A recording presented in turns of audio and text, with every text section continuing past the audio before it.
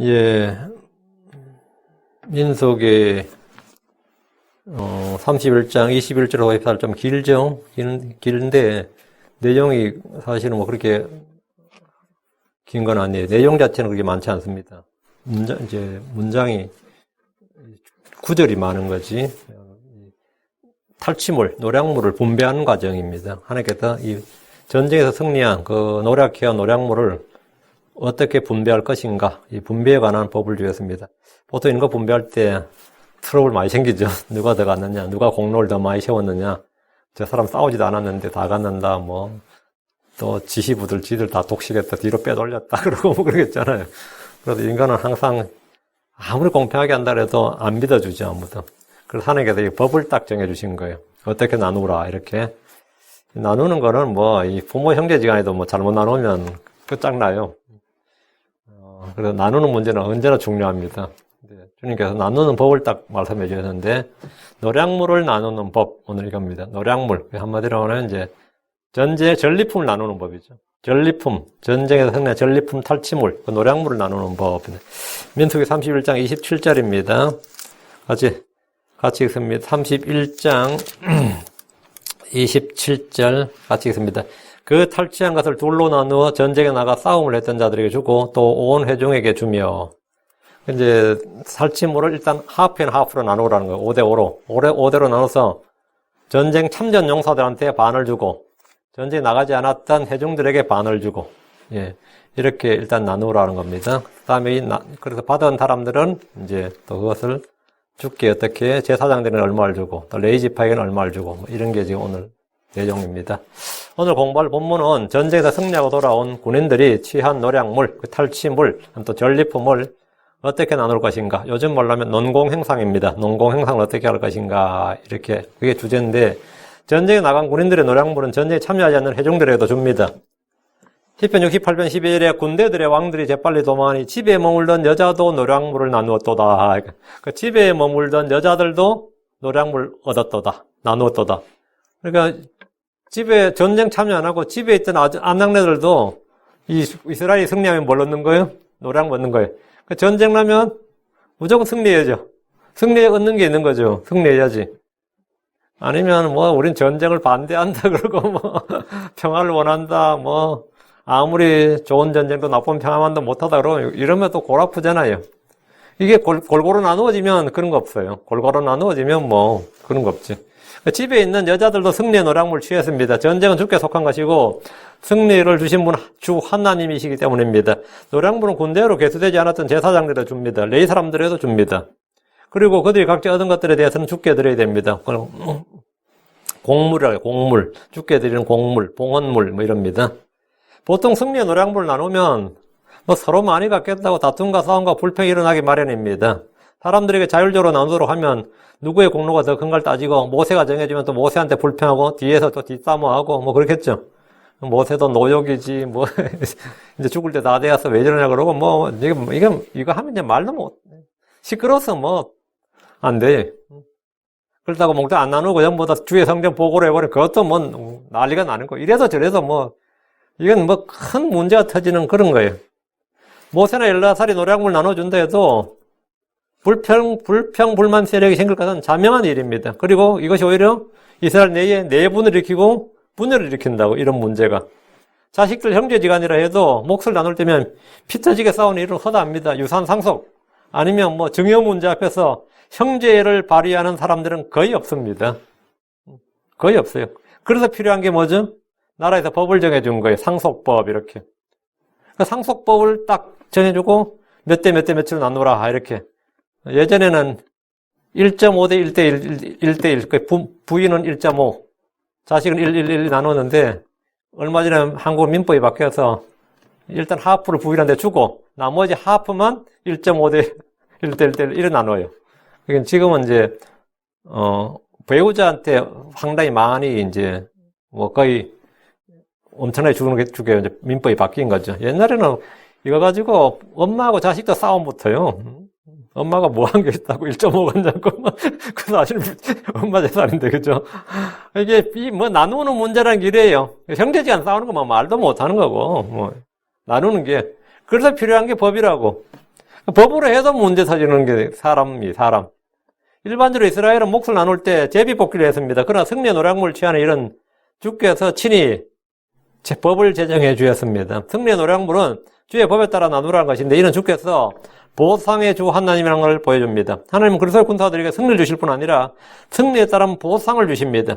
미디안과 싸우기 위해서 각 지파에서 차출된 12,000명의 군인이 나갔습니다. 각 지파에서 1,000명씩 12,000명이 나갔는데 이들은 주의 명령대로 싸웠고 어쨌든 승리해서 돌아왔습니다. 거기서 끝이 아닙니다. 막대한 노략물을 취해서 왔습니다. 이것은 우리가 승리할 때 얻는 보상, 기쁨이 무엇인지를 보여줍니다.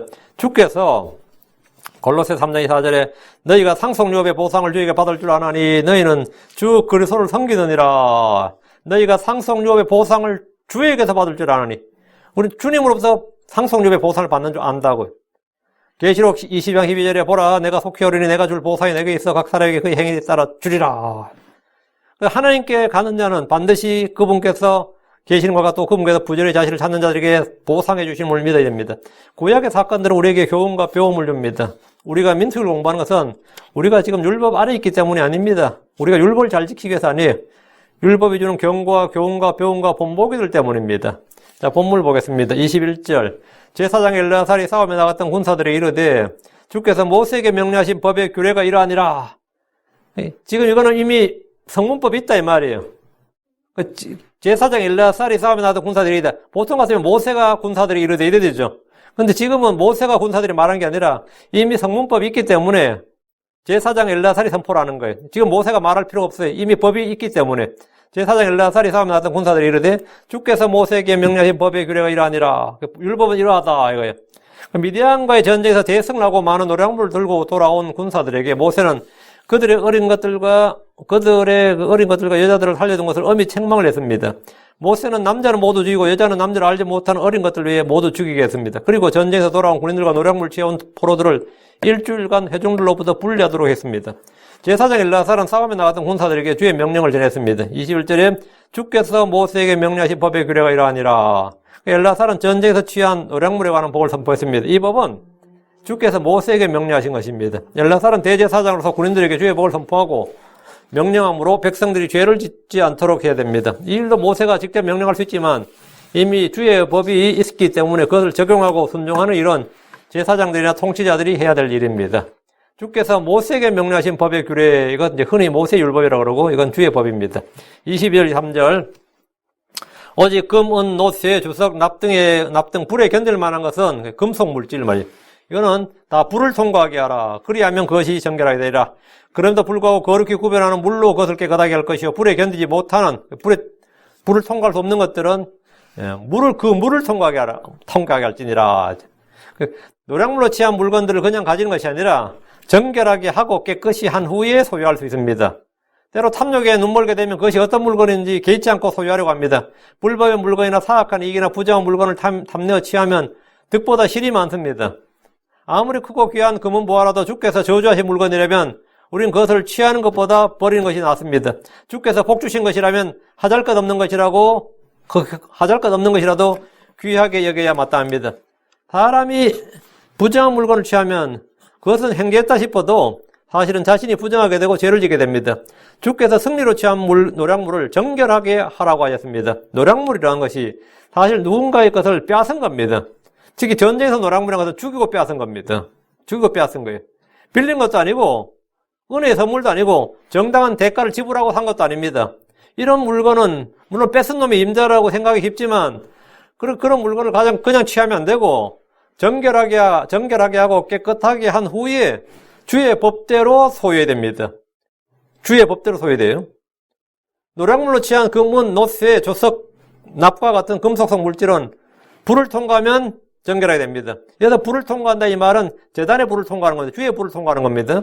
불을 통과한 후에는 거룩히 구별한 물로 깨끗하게 됩니다. 그러면 이것은 이제 부정한 물건이 아니라 의가 있는 소득이 되는 거예요.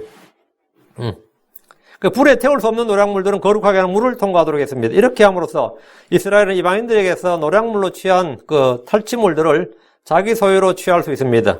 이 땅에서 대부분의 사람들은 돈 앞에서 이 가치 판단이 흐려집니다. 뭐 돈에 눈이 있는 것도 아니고 돈이 뭐 깨끗하고 더러운 돈이는 건 없다. 쓰는 사람이 문제지. 뭐 이런 거 있잖아요. 돈에 무슨 뭐 훔친 돈이나 뭐 창녀짓을 한 돈이나 피로 번 돈이라 하더라도 뭐 돈을 쓰는 사람에게 달려 있는 거지 돈 자체에 무슨 문제가 있느냐. 돈 자체는 다 깨끗하고 부자한 것이 없다. 이렇게 생각하는 분들이 많습니다. 그러나 주님은 의가 있는 소득과 없는 소득, 의가 있는 소득, 의가 없는 소득, 부정한 돈, 더러운 돈, 정결한 돈, 이걸 다 구분하셨습니다. 정결한 것과 그렇지 않는 것을 나누십니다. 성도들이 돈과 소득과 이익에 대해서 이런 영적 가치관, 개념, 인식이 있어야 됩니다. 이런 게 있어야지 그게 복된 일입니다. 24절. 너희는 일곱째 날에 너희 옷을 빨고 정결하게 된 뒤에 진영에 들어올지니라. 전쟁에서 돌아온 군인들은 진영 밖에서 일주일간 격리되어 있다가 일곱째 날에 자기 옷을 빨고 정결하게 된 뒤에 진영에 들어올 수 있습니다. 전쟁터에서 사람들을 죽임으로 피로 흘렸고 사체들을 접했기 때문에 부정하게 된 자신을 정결하게 됩니다. 옷을 빠는 것 외에도 3일과 7일에는 자기 몸을 씻어야 됩니다. 사실 우리가 옷을 빤다고 우리 옷을 빨고 몸을 씻는다고 해서 죄가 없어지는 것은 아닙니다. 주께서 예레미야 2장 22절에 내가 천연 소다로 내 몸을 씻고 많은 비누를 쓸지라도 내 불법이 여전히 내 앞에 표시되어 있느니라 주 하나님 말하노라. 몸을 씻고 옷을 빤다고 뭐 사실 죄가 없어지는 건 아니죠. 우리의 죄를 씻어주는 것은 주의 피 말씀의 물입니다. 주께서 대야의 물을 부어 제자들의 발을 씻어주시면서 그들은 이미 말씀의 물로 내가 일러준 말로 너희가 깨끗하게 되었느니라 했죠. 이 말씀의 물로 씻음 받아서 온몸이 깨끗하다, 목욕한 자다 이렇게 말씀하셨습니다. 주를 믿는 자는 씻음 받은 자들입니다. 히브리서 10장 22절에 우리 마음이 뿌림을 받아 악한 양심으로부터 벗어나고 우리 몸은 순수한 물로 씻겼으니 우리가 믿음의 충만한 확신 속에서 진실한 마음으로 가까이 나가자. 자, 그러니까 뿌림을 받아 이것은 피 뿌림을 말하는 것이고 우리 몸은 순수한 물로 씻겼으니 이건 하나님의 성령이 물 또는 말씀의 물. 뭐 성령이 생수로 나올 때도 있고요. 성령이 새롭게 하심 또는 말씀의 물로 씻겼으니 이 말입니다. 우리가 믿음의 충만한 확신 속에서 진실한 마음으로 가까이 나가자. 우리는 주의 거처고 성령의 전이된 우리 몸을 음행이나 부정함으로 또는 불의한 소득으로 의의가 없는 소득으로 불법과 여러 어떤 불의로 더럽히지 말아야 됩니다. 25절. 그걸 뭐 행죄했다고 하면서 그렇게 하겠지만 그렇게 해서는 안 됩니다. 25절. 주께서 모세에게 말씀하여 이르시되 이거 하니까 어떤 생각이 나네요. 얼마 전에 신문에서 읽었는데 중고시장에서 냉장고를 한 대 사왔어요. 냉장고를 한 대 사왔는데 집에 와서 설치하려고 냉장고를 딱 열었는데 거기 돈이 1억 얼마가 현찰이 있는 거예요. 그것도 포장이 쫙 돼가지고 이 받은 현찰이야. 수표도 아니고 이 냉장고 주인이 어떻게 했을 것 같아요? 나 같으면 먹는다. 이게 내본다. 이건 현찰이다. 이거 범죄에 관련 돈일 수도 있다. 근데 뭐 이게 냉장고 중고시장 그 아저씨도 모르고 경찰에 신고를 했어요. 근데 결국 찾았어요. 어떤 할머니가 그냥 그렇게 하면서 잊어버리고 돌아가신 거예요. 그 아들들은 냉장고 안 열어보냐고 팔을 거고 이 사람들은 어떻게 냉장고 보통 청소하고 파는 거니까 아무리 중고라도 어떻게 해서 이 사람이까지 손에 왔는데 그래가지고 그 사람 그 할머니 아들한테 돌려줬다는 기사를 읽었어요. 그게 참 요즘 같은 세상에 좀 드문 일이지. 크리스천들이 하면 아이고 하나님 선물입니다. 안 이랬겠어요? 아이고 하나님께서 이렇게 또 나에게 복을 주시는구나. 대부분 다 아마 이랬을 것 같아. 사람들은 자기 합리화에는 뭐 다들 성경을 알든 모르든 전부 귀재들이에요. 자기 합리화나 종교적 변명이나 이런 데는 뭐 전부 다 또 하나님께서 이렇게 나를 복 주시는구나. 이렇게 생각할 수 있죠. 그렇게 하면 자기 마음도 편하겠지만, 어쨌든, 물건에는 사람들이 그래요. 이 세상 사람도 그 물건은 다 뭐가 있다 그래요. 뭐가 있다는 말이 그냥 그게 자기가 체험적으로 아는 그게 뭔지 몰라. 그게 뭔지 모르는데, 그게 내가 그걸 받고 나서 내 집에 계속해서 애군이 끼었다느니 뭐 재앙이 닥쳤다. 그런 말 해요. 그 뭐냐, 다년간의 경험과 저걸 통해서 그들이 아는 겁니다, 이게.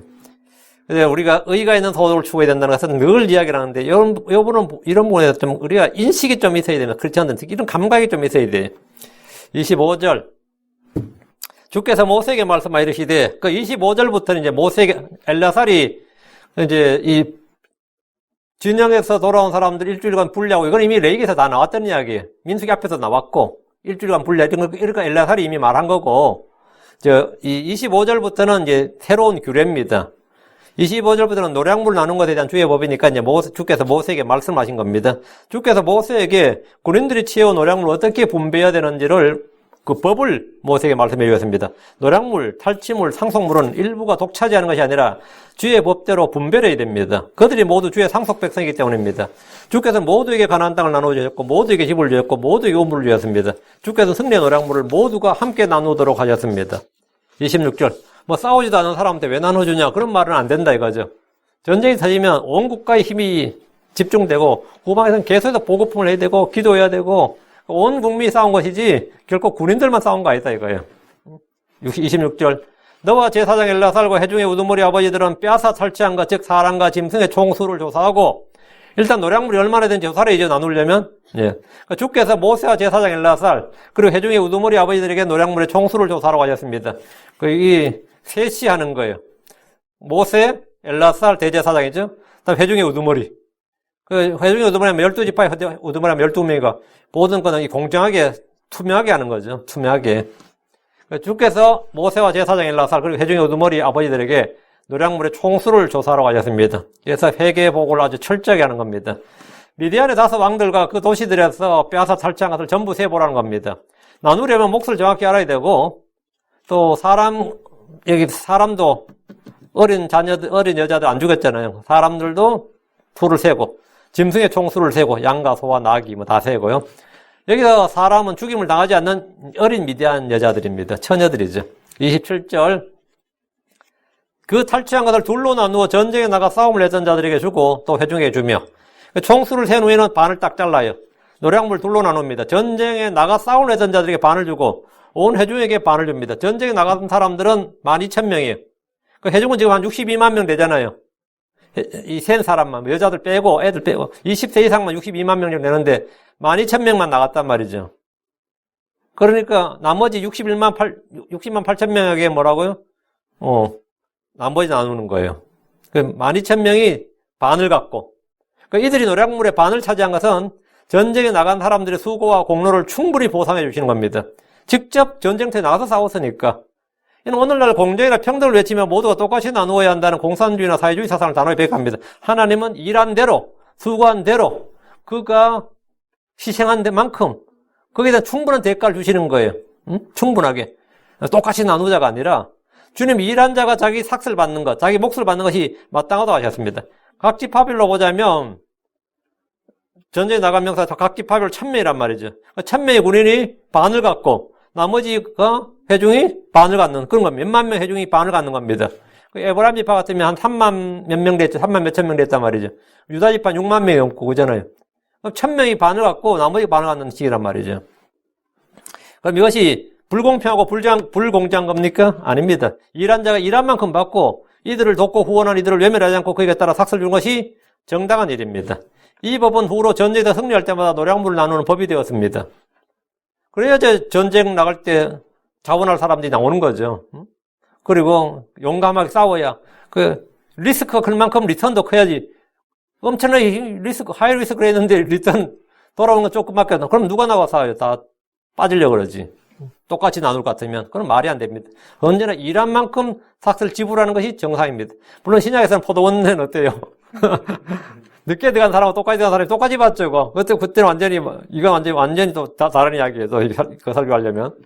그러니까 여호수아는 정복전쟁이 끝난 후에 여르단강 동편에 있는 지파들에게 이걸 명령했습니다. 여호수아서 22장 8절에 그들에게 말하 이르되 많은 재물과 심이 많은 가축과 은과 금과 녹과 새와 심이 많은 의복을 가지고 너희 장막으로 돌아가서 너희 원수들로부터 노력한 것을 너희 형제들과 나눌지니라. 가나안 땅에서 엄청나게 노력했단 말이죠. 가나안 땅을 싹 쓸었으니까 자기들보다 더 큰 지파 7을 쓸었으니까 그들의 모든 동산과 부동산을 다 쓴 거예요. 그래서 가나안이 또 못 살았느냐? 다 잘 먹고 잘 살았던 부유한 국가 민족이었다고. 그래 이스라엘은 떼부자가 되고 시작한 거예요. 국가 시작이. 이 엄청난 이 가축도 많고 재물도 많고 은과 금과 녹과 새와 의복 이건 나누라고. 너희 형제를 나눌지니라. 여호수아는 전례를 따라 노량물을 형제들과 나누도록 했고 다인역이 그랬습니다.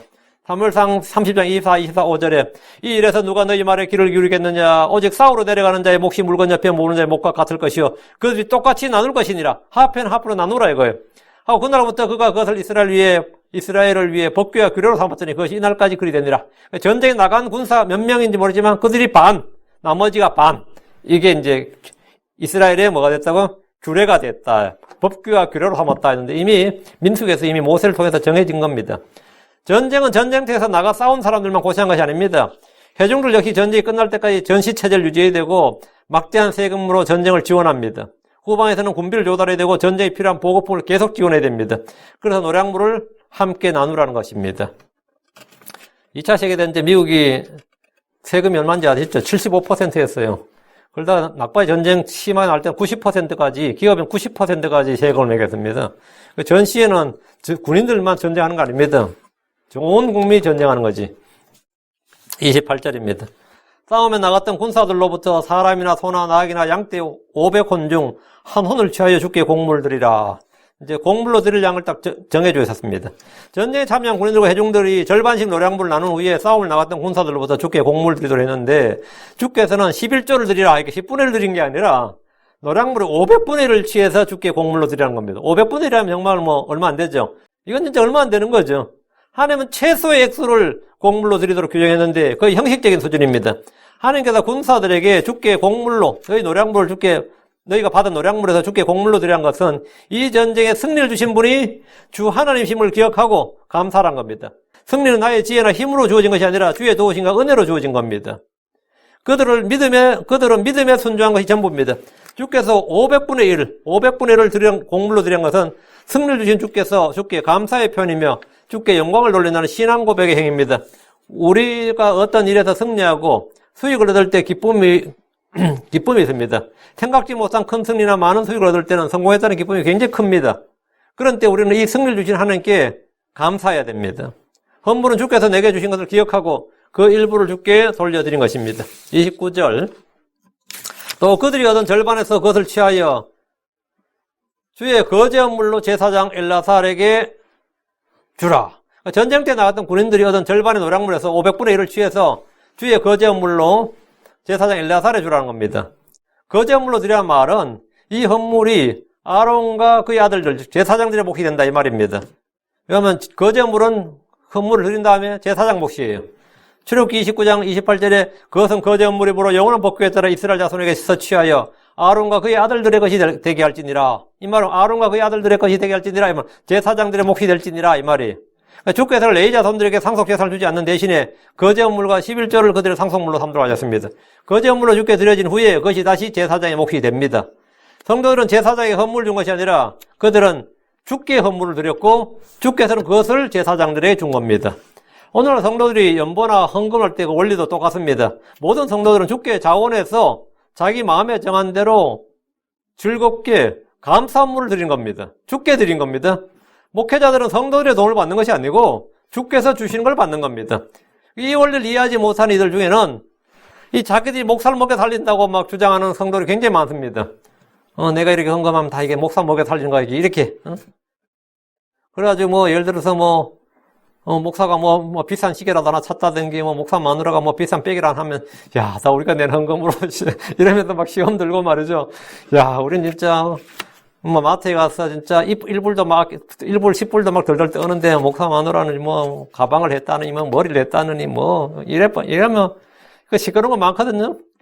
그럼 또 그게 또 꼭 귀에 들어가지 돌아서. 그럼 또 그 목사 마누라는 이거 너희들한테 받은 게 아니라 우리 아버지 유산이다 그러고 제가 하던 교회에서 싸움을 봤어요. 근데 샤넬백을 들고 다니는데 완전히 교회 성도들이 시험 드는 거야. 샤넬백 그래 비싼 건가? 그러면 이제 둘 중에 하나지 짝퉁이다 진짜다 이렇게 이제 목사 마누리 설마 그렇게 하겠다 짝퉁 했겠지. 그래 진짜다 내가 눈을 보는 눈이 있다 진짜다.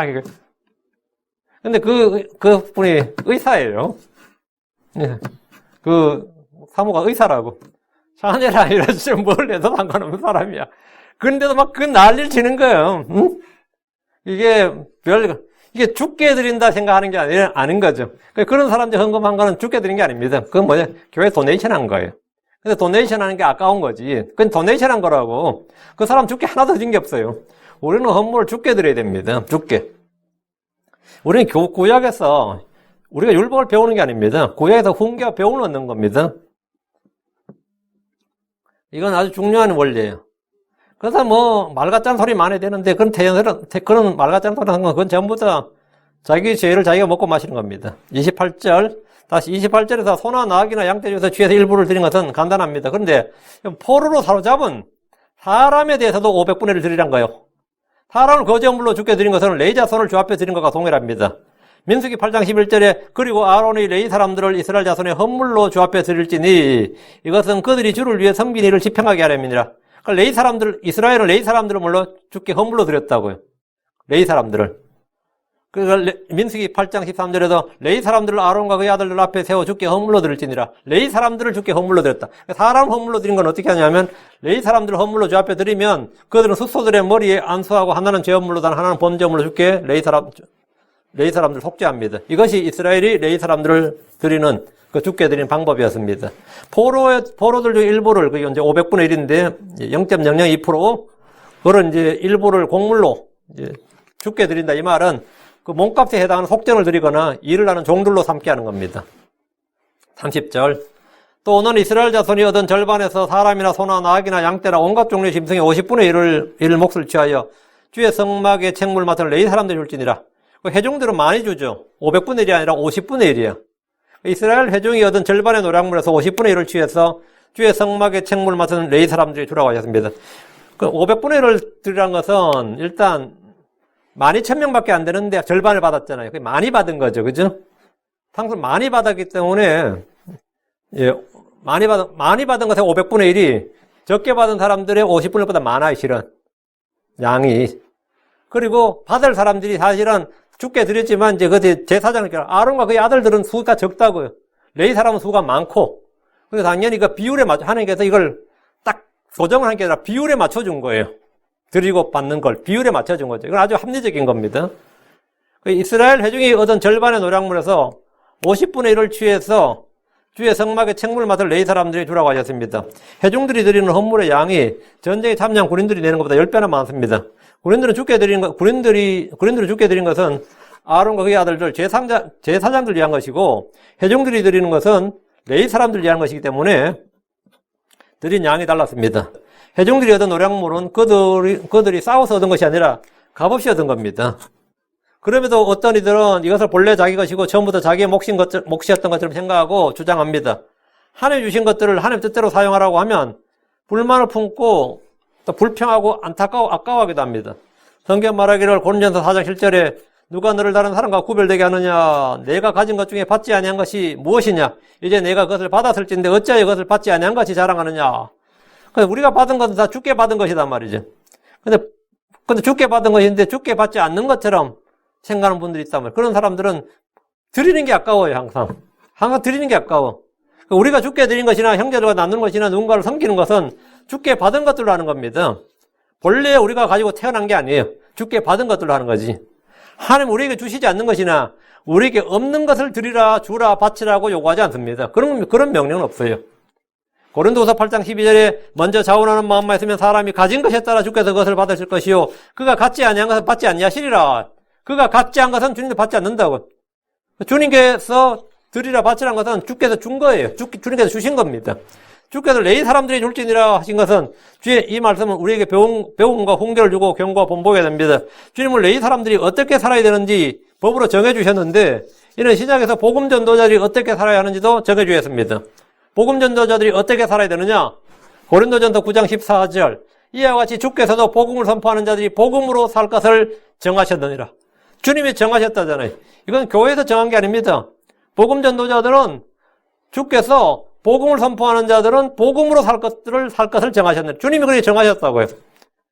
오늘날 이 탐욕에 물든 육신적인 성도들은 교회에 와서 이 진리의 말씀에 관심을 갖는 것이 아니라 교회의 행정이나 헌금이나 목사의 급여가 얼마인지 거기에 모든 관심을 기울입니다. 이 교회는 어떻게 운영되는지 교회 운영과 교회 행정에 관심을 가져요. 말씀에 관심을 갖는 게 아니라 그 시하는 사람도 있어요. 구약이나 신약이나 이 진리는 동일합니다. 구약의 레위지파가 사는 법을 모세의 율법을 통해서 정해졌다면 신약에서 마찬가지로 바울 서신을 통해서 크리스천들이 어떻게 살아야 되는지 사역자들이 어떻게 살아야 되는지 정해주셨어요. 디모데전서 5장 18절에 성경 기록 이르기를 너는 곡식을 밟는 소의 입에 마귀를 씌우지 말라고 또 일꾼이 자기 품삯을 받는 것이 마땅하니라. 일꾼이 자기 품삯을 받는 것이 합당하니라.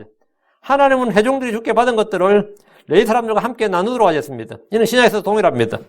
갈라디아 6장 6절에 말씀하면서 가르침을 받는 자는 가르치는 자와 함께 모든 좋은 것을 나눌지니라.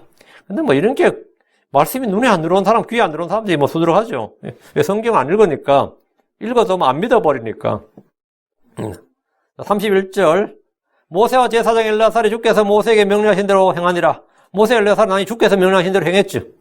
모세와 제사장 엘르아살은 노량물을 나누는 일에서 또 그들이 주께 바친 일에서 주께서 모세에게 명령하신 대로 그대로 행했습니다. 여기는 일부 특권층의 부정이나 비리나 부패가 전혀 개입할 수 없습니다. 세상 일이나 인간사에서는 돈과 이권이 오가는 곳에 언제나 부정과 부패와 비리가 있습니다. 그러나 이스라엘은 노량물을 나누는 일에서 공정하고 공평한 분배가 있었습니다.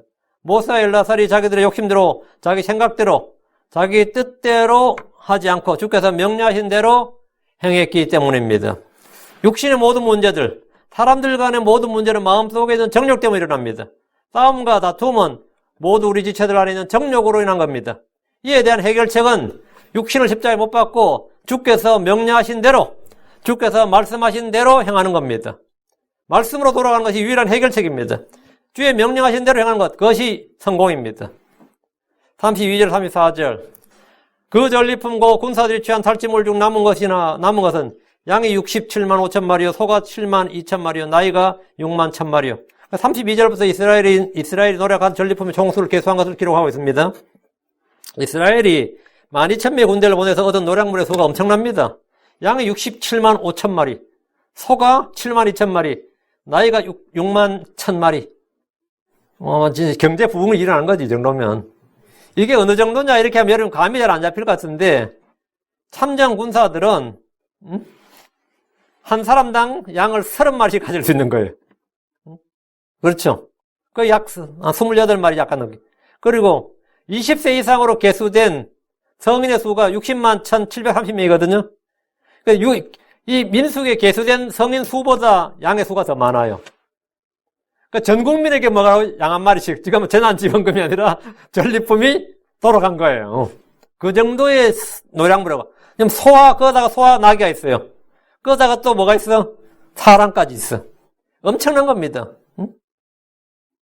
그 참전 군사들은 갑자기 전쟁 한번 하고 나서 양이 30마리, 소가 몇 마리, 나귀가 몇 마리, 사람이 이래 되는 거예요. 완전히 부자 되는 거죠. 어느 나라나 전쟁의 승리보다 경제 성장과 국부에 기여하는 것이 없습니다.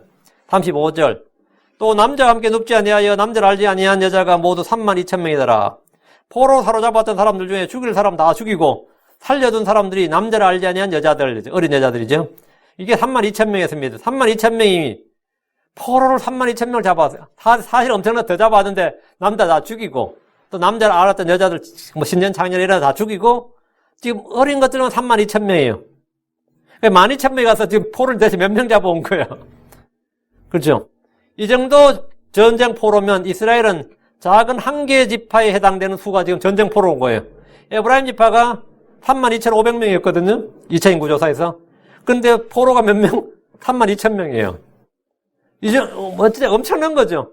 그 이스라엘에 포로 잡혀온 미디안 여자들이 아마 저는 이 장면 생각하면 제일 놀라운 게 미디안 여자들이 엄청 놀랐을 것 같아요. 자기 지파 남자들 다 죽고 어른들 다 죽고 자기 엄마 죽고 이런 것도 이런 거지만 진짜 놀랐을 건 뭐가 놀랐을 것 같아요. 일주일간 격리되어 있다가 들어왔잖아요. 그때부터 이들은 만나를 먹기 시작한 거지. 아직도 만나가 내려도 우리하고 먹는 게 다른 거예요. 그럼 그 사람들 눈에 그 여자들 어린 애들 생각이 어떤 생각이 들 것 같아요? 이 사람 보통 사람들이 아니다. 이 사람 정말 여기 이 사람들은 보통 사람들이 아니다. 좀 초인 같은 생각, 그런 생각 안 들겠어요? 하늘로부터 뭐가 내려와서 그걸 먹더라 이거지. 자기는 보도 듣도 못했던 거 아니에요, 솔직히 어릴 때부터. 그 하늘에서 내려온 만나를 양식으로 먹고 있었다면 이스라엘은 땅의 음식이 아니라 포로 잡혀서 딱 보니까 야, 이거 황당한 거죠. 지상에서 이런 음식을 먹는 민족은 없어요. 광야에서 이들이 40년간 이걸 먹었다고 이야기하면 애들 생각이 어떻겠어요? 믿어지겠어요? 근데 그걸 며칠이라도 먹었단 말이지. 그리고 가나안 정복지에 가서 가나안 땅에 들어가서 이게 만나 끊어졌단 말이에요. 그때까지. 응? 그 만나를 양식으로 먹었다고. 그 미디안과의 전쟁에서 이스라엘 얻은 양들과 소와 나귀들 그리고 여자 포로들 같은 노략물은 이스라엘의 경제적 부흥을 이루기에 다들 부족함이 없습니다. 36절 37절 그 절반 곧 싸움에 나갔던 자들의 목숨 수로 세워 양이 33만 7,500마리며 주께 곡물로 드린 양이 675마리더라. 제가 정확히 이게 노략물을 전쟁에 나간 군인과 회중이 반반 나누면 군인들의 몫으로 양이 33만 7,500마리고 주께 곡물로 드린 양이 675마리였습니다. 하나님께 드린 곡물은 제사장들의 몫이 됩니다. 38절 40절 소는 3만 6천 마리인데 그 중에서 주께 곡물로 드린 것은 72마리이며 나아기는 3만 500마리인데 그 중에 주께 곡물로 드린 것은 61마리이며 사람은 1만 6천 명인데 그 중에 주께 곡물로 드린 자는 32명이더라. 32명이 이제 제사장 아론과 그 아들들 제사장들의 종이 되는 거죠. 아니면 성경에서 허드렛 일을 하거나 이런 종이 되는 거죠. 전쟁에 참여한 군사들이 받은 소가 3만 6천 마리, 그 중에 주께 곡물로 드린 것이 72마리, 나아기는 3만 500마리인데 주께 곡물로 드린 것이 61마리, 61마리, 사람은 1만 6천 명인데 주께 곡물로 드린 자가 이제 32명입니다. 41절입니다. 모세가 곡물과 주의 거제 업무를 제사장 엘라살에 주었으니 주께서 모세에게 명령하신 것과 같았더라. 모세는 곡물로 바친 것들을 주께 거제 업물로 주의 거제 업물로 제사장 엘라살에 주었습니다. 이는 주께서 모세에게 명령한 것입니다. 제사장들이 이런 식으로 백성들이 드리는 헌물이 그들의 상속 몫이었습니다. 주께서는 그들이 밭에 나서 일하는 것이 아니라 주의 집에서 일하는 것으로 살도록 정하셨습니다. 42절 모세가 싸움을 한 사람들에게 주의 이스라엘 자손에게 나누어 준 절반 전리품 중에서 이스라엘에 나누어준 노략물입니다. 노략물의 2분의 1은 회중들에 나누어졌습니다. 전쟁을 통해 얻은 승리의 열매, 이익, 소득, 혜택이 일부 지배층 특권 측에만 돌아가고 그것이 회중들에게 전혀 가지 않는다면 회중들은 어떤 전쟁도 지지하지 않을 겁니다. 자기들 세금만 뺏어가고 말이지. 고생만 시켜 전쟁 한번 할 때마다 나라가 거덜난다 그러면 안 그렇겠어요? 회중들이 지지 안 하죠. 그런데 하나님은 승리의 열매를 모두가 함께 누릴 수 있도록 나누어 줘야 했습니다.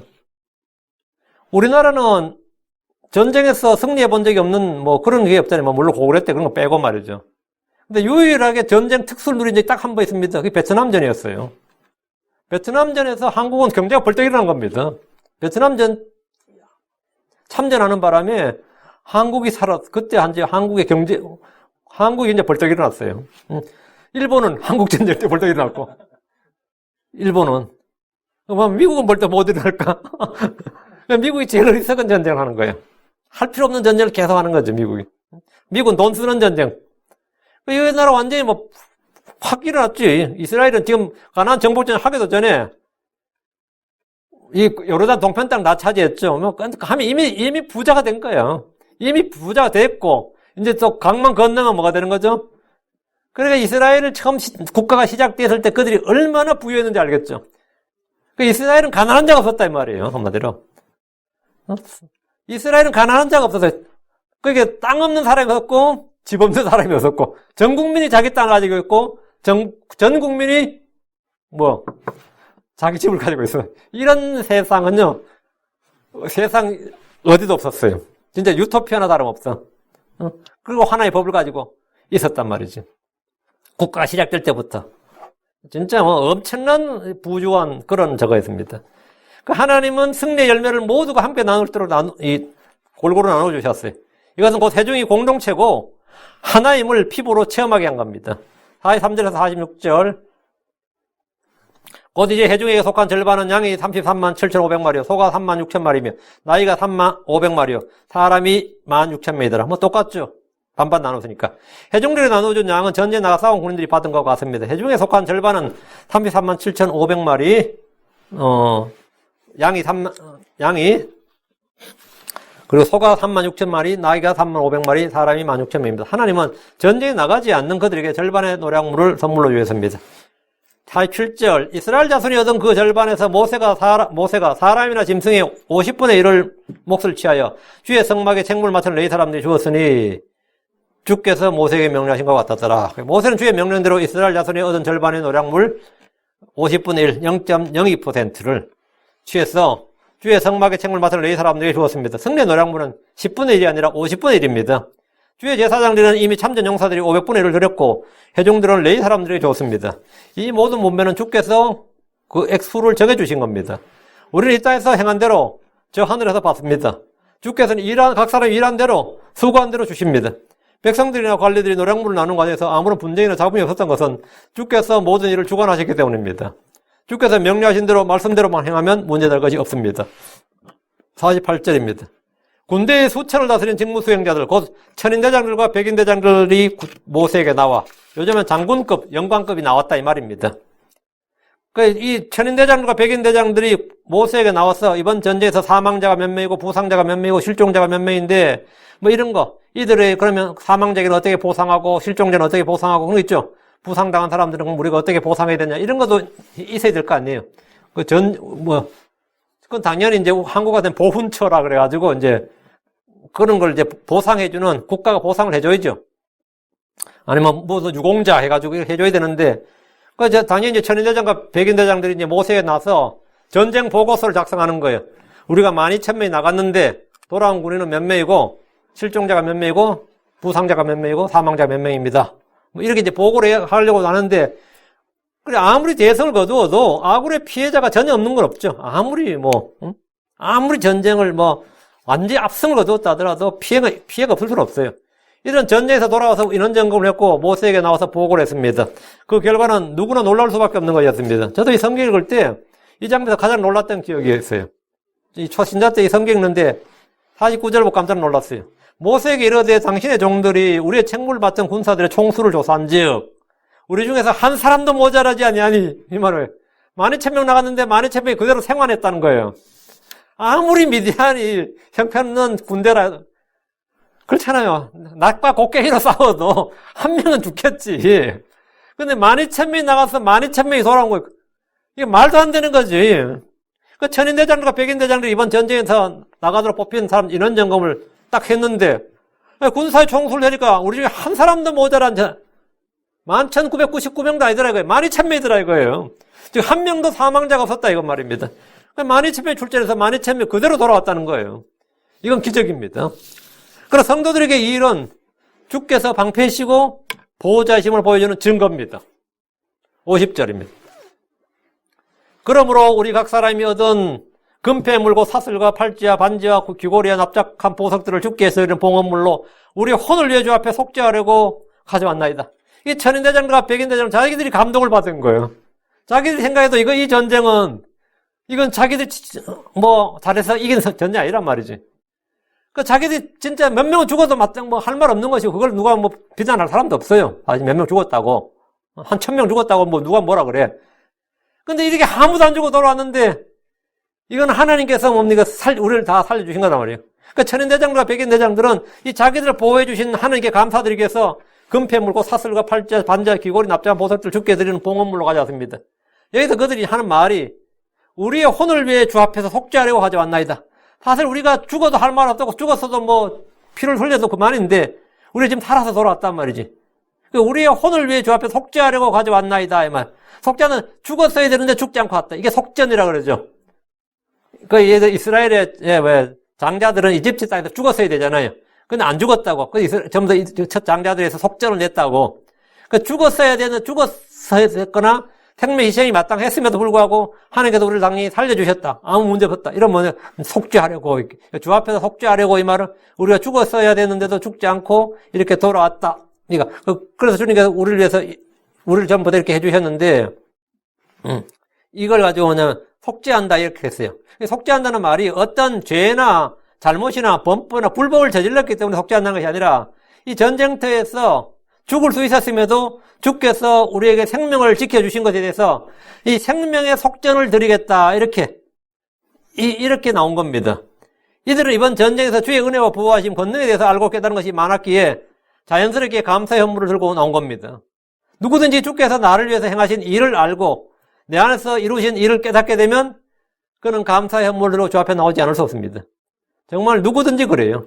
아무리 완악한 인간이고 내 진짜 과부의 두렵던 그런 사정밖에 안 되는 사람이라도 주께서 내 안에서 이루신 일을 이 생각이 어느 탁 나고 깨달음이 온다. 아니면 주께서 나를 위해서 이루신 일들이 갑자기 팍 떠오르고 내 머리를 스쳐 지나고 내 마음을 관통한다.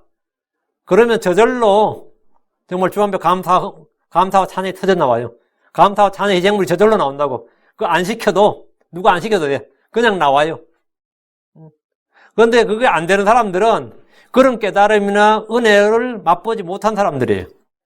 그런 거 깨달은 거 은혜를 맛보지 못한 사람들의 주머니를 늘겠다고 목사가 설교하면 어떻게 되겠어요? 다 시험 들어.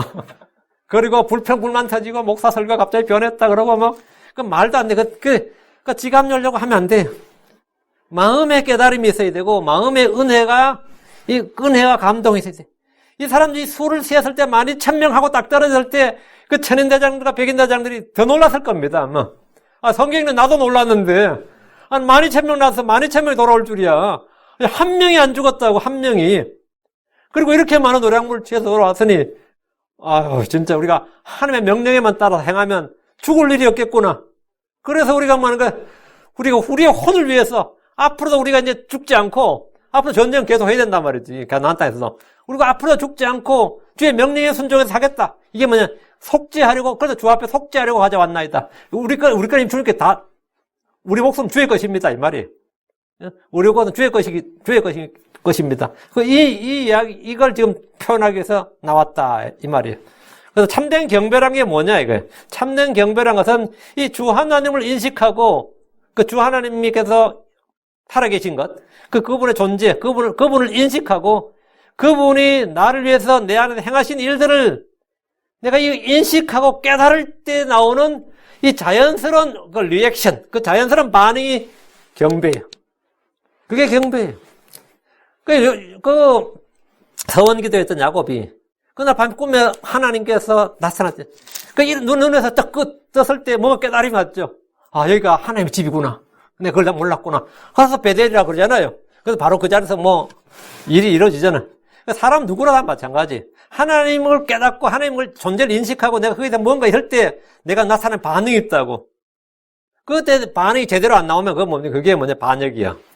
그 제대로 된 반응이 경배고 잘못된 반응이 반역이에요.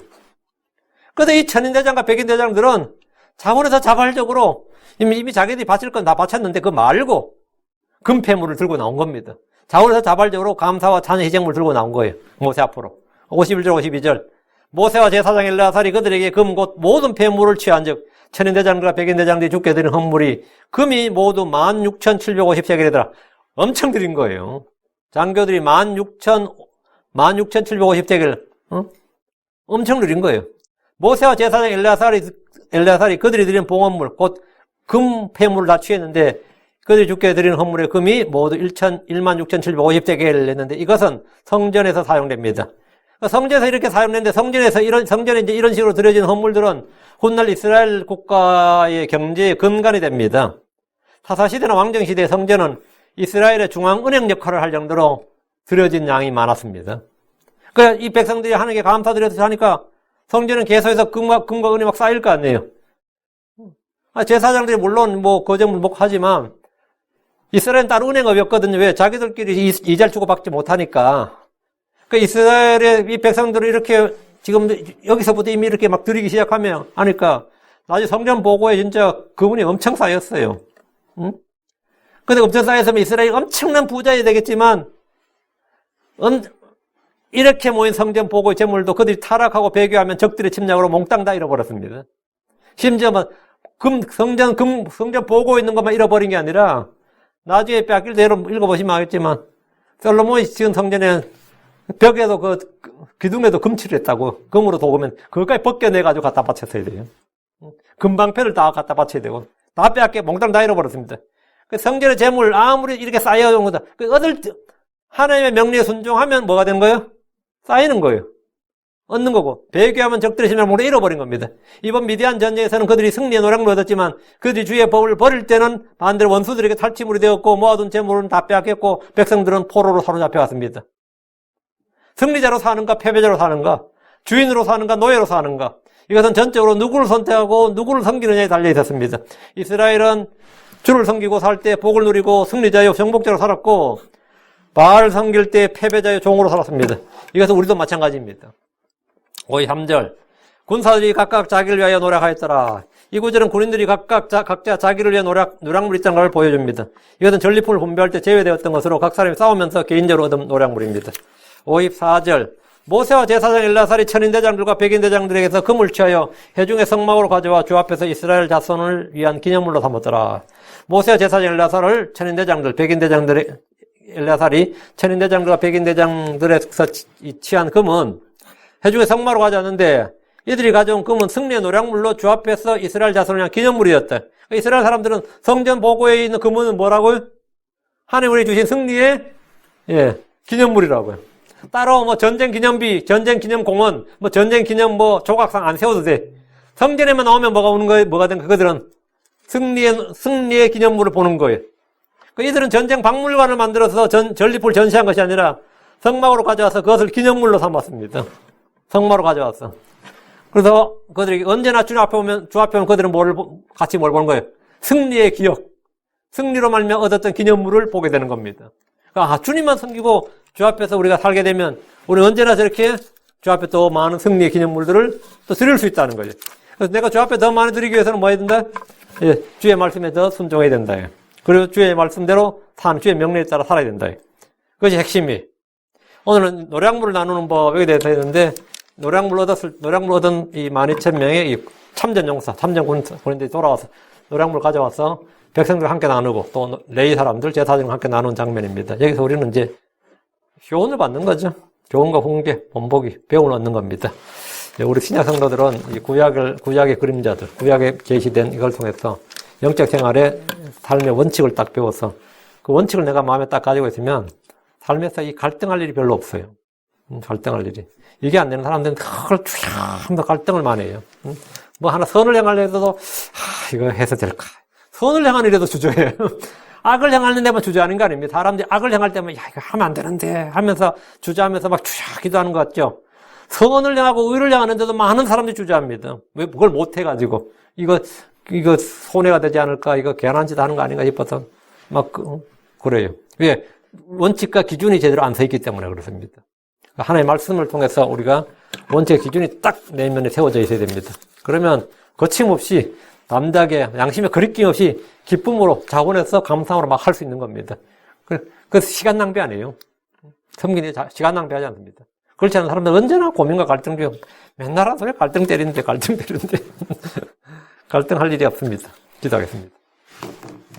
위대하시고 거룩한 주 하나님 감사합니다. 하나님께서 은혜와 복을 주셔서 오늘 주의 말씀을 선포했습니다. 선포한 모든 말씀들 듣는 혼들 마음 가운데 믿음과 잘 결합하도록 해주시고 그들의 마음에 이 말씀의 보고에 마음의 보고에 말씀을 쌓아둘 수 있도록 해주셔서 아버지 또 말씀을 간직하고 또 숨겨둘 수 있게 해주시고 이 말씀을 사용할 수 있는 은혜를 주시길 원하오며 저희가 분명한 영적인 가치관과 인식을 갖도록 도와주시고 정말 주님께서 우리를 위해서 행하신 일과 우리 안에서 이루신 일들을 깨닫고 알게 해주시길 원합니다. 저희 눈을 열어서 보게 해주시옵소서. 저희 귀를 열어서 듣게 해주시고 저희 마음으로 주의 영께서 성령께서 깨닫게 하여 주시기를 간구합니다. 그래서 늘 제가 진심으로 마음에서 우러나오는 정말 마음을 다해서 주님께 찬양과 경배, 감사를 줄 수 있도록 해주시옵소서. 감사드리며 주의 성기도합니다. 아멘.